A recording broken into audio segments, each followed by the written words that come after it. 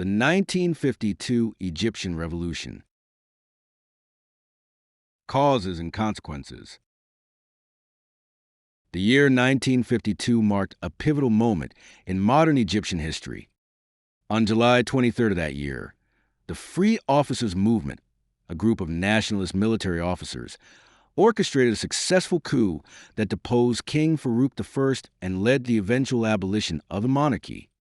This revolution signaled the end of Egypt's centuries-old monarchy and ushered in a new era of republican rule under the leadership of figures such as Gamal Abdel Nasser. The revolution was not a spontaneous occurrence. Rather, it was a culmination of decades of political dissatisfaction, social inequality, and foreign intervention. Background and causes and roots of the 1952 revolution can be traced back to the British occupation of Egypt in 1882. Though Egypt nominally remained under the rule of the Ottoman Empire until 1914 and then transitioned into a British protectorate, true sovereignty was elusive. Even after Egypt was granted nominal independence in 1922 and became a constitutional monarchy, Britain continued to exercise significant control over Egyptian affairs, particularly in matters of defense and the Suez Canal. This foreign dominance bred widespread resentment among Egyptians, particularly among the younger generation and military officers. King Farouk I, who reigned from 1936 until his forced abdication in 1952, became a symbol of the corruption and inefficiency that plagued Egypt's monarchy in its final years. Although he ascended the throne with initial public goodwill, Farouk's reign soon became marked by extravagance, political meddling, and mismanagement. He was widely criticized for indulging in a lavish lifestyle, while ordinary Egyptians faced poverty, unemployment, and social inequality. His court was notorious for nepotism, patronage, and personal enrichment, with key government appointments often based on loyalty rather than competence. Farouk's disregard for reform and transparency undermined the legitimacy of both the monarchy and Egypt's constitutional framework. His interference in parliamentary affairs, coupled with a string of rigged elections and repressive measures, further eroded public trust in the political system. The monarchy's credibility was fatally damaged after the 1948 Arab-Israeli War, during which Egypt suffered a humiliating defeat that many attributed to corruption and unpreparedness of the military, a reflection of Farouk's failed leadership. By 1952, his regime had lost the support of the people, the military, and even segments of the political elite, setting the stage for the Free Officers' coup. Another critical factor leading to the revolution was the dire socioeconomic conditions faced by the majority of Egyptians. Despite the country's rich natural resources and strategic importance, wealth remained concentrated in the hands of a small elite. Land ownership was heavily skewed, with large estates dominating the countryside, while millions of peasants lived in poverty. Urban workers, too, suffered under low wages and poor working conditions. The rising cost of living, lack of employment opportunities, and inadequate access to education further exacerbated social tensions. The political climate also played a crucial role. Egypt's parliamentary system, although theoretically democratic, was plagued by fraud, manipulation, and frequent interference by the monarchy and the British. Political parties such as the WAF Party, which had once championed nationalist causes, became increasingly corrupt and lost the confidence of the public. In this climate of disillusionment, alternative movements gained popularity, including the Muslim Brotherhood and various leftist and nationalist groups. Among them, the Free Officers Movement, led by young military officers such as Gamal Abdel Nasser and Mohamed Naguib, began planning to overthrow the monarchy. The Free Officers Movement. The Free Officers Movement was a clandestine group of nationalist military officers in the Egyptian armed forces, formed in the aftermath of Egypt's defeat in the 1948 Arab-Israeli War. The group was composed primarily of young, middle-class officers who had become deeply disillusioned with Egypt's monarchy, political elite, and continued British influence. They viewed the monarchy as corrupt and ineffective, and they believed that only radical political change could restore national dignity and social justice. The founding members of the movement were largely drawn from humble or modest backgrounds, in contrast to the elite that traditionally dominated the officer corps. This distinction gave the group a strong sense of mission and solidarity. They were motivated by a mixture of nationalism, anti-imperialism, and a desire for socioeconomic reform. While ideologically diverse, some members were more socialist-leaning, others religiously inclined. Their common goal was to end royal rule and expel foreign influence from Egypt.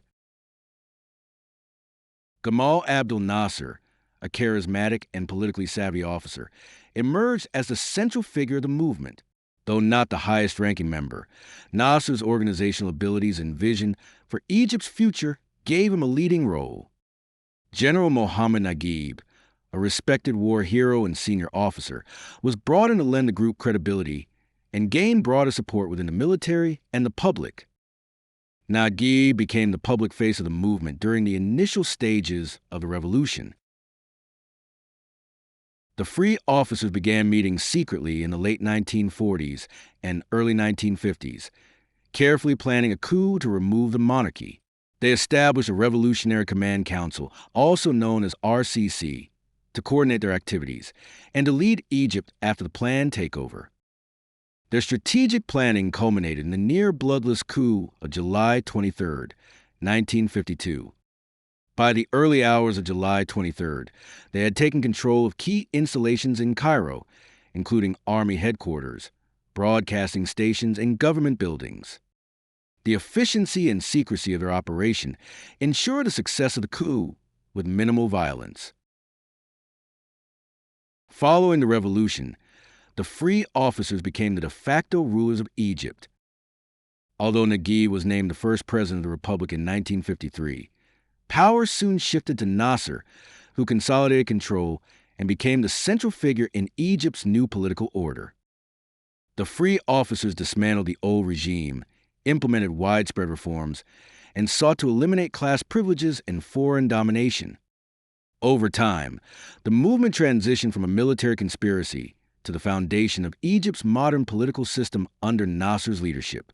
Gamal Abdel Nasser was a central figure in Egypt's 1952 revolution and one of the most influential leaders in the Arab world during the 20th century. Born in 1918 in Alexandria to a lower-middle-class family, Nasser joined the military and quickly rose through the ranks due to his leadership qualities and strong nationalist beliefs. As a founding member and the primary strategist of the Free Officers movement, he played a crucial role in planning and executing the 1952 coup that overthrew King Farouk. Although initially operating behind the scenes, Nasser soon emerged as the dominant force in Egyptian politics. In 1954, he sidelined General Mohamed Naguib and assumed full control, becoming prime minister and later president in 1956. Nasser is remembered for his bold domestic reforms, especially land redistribution and industrial nationalization, as well as his staunch opposition to Western imperialism. Internationally, he became a symbol of Arab nationalism and unity, particularly after the Suez Crisis of 1956, when he nationalized the Suez Canal and successfully resisted a joint invasion by Britain, France, and Israel. His leadership left a lasting legacy in both Egypt and the broader Middle East. The 1952 Revolution. On the night of July 22nd and 23rd, 1952, the free officers launched a carefully coordinated coup. They quickly seized key government institutions, military installations, and communication centers in Cairo. The coup met little resistance, and King Farouk, recognizing the inevitability of his downfall, abdicated and went into exile in Italy. The Revolutionary Command Council, also known as the RCC, led by General Mohamed Naguib and later by Gamal Abdel Nasser, assumed control of the government.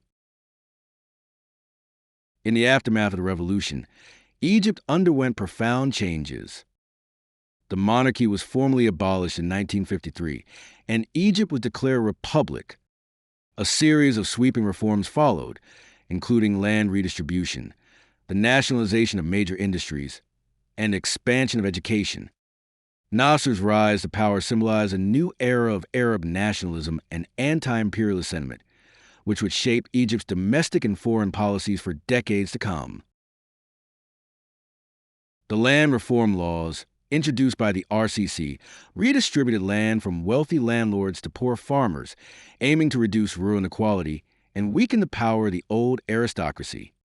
These measures also sought to modernize agriculture and stimulate economic productivity. In the political sphere, the free officers dismantled the multi-party parliamentary system, replacing it with a centralized, single-party structure dominated by the state, under the leadership of Gamal Abdel Nasser. The nationalization of key industries, including the Suez Canal in 1956, banking and manufacturing, placed Egypt's economy under state control and aimed to reduce foreign influence and build economic independence.